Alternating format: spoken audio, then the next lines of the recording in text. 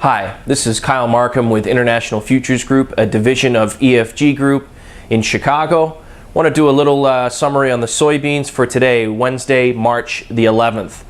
Since the last time we talked, the market's moved, but nothing really dramatic has changed. When you're looking at the last couple of days of trade, in my opinion, all we really did in soybeans was go ahead and test the downside of that range, and there was no follow-through. What spoke volumes to me here a couple of days ago was, as much as the soybeans, I believe that day, let's say we're 8 or 10 cents lower on the day, soybean meal just would not participate. And very suddenly, once that was noticed, the beans were able to come back and have actually been able to bounce pretty well from there. So I'm going to continue to use the meal as my rubric for the direction of the market.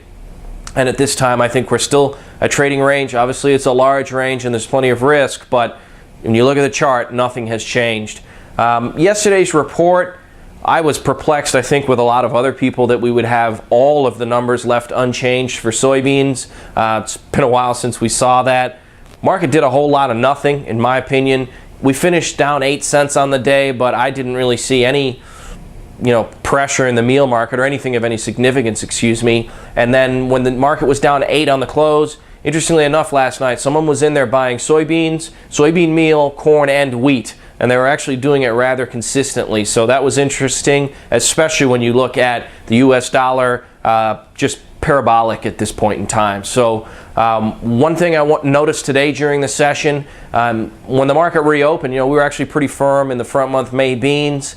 Someone came in and looked like they were coming out of the March-May meal spread. That caused that spread to not only make a new contract high, but it pressured the May contract, and very suddenly on the open, we were almost $6 off the overnight high in meal. Once again, it didn't last, and we quickly gravitated towards the highs again. So I'm just, if meal's not leading or if meal's not following through, I'm just going to treat this as a trading affair until we get more information. Realize there's still been a little bit of discussion about, is there potentially going to be a secondary trucker strike in Brazil? There's been no confirmation, but there is still just the rumoring that they're struggling to get the job done.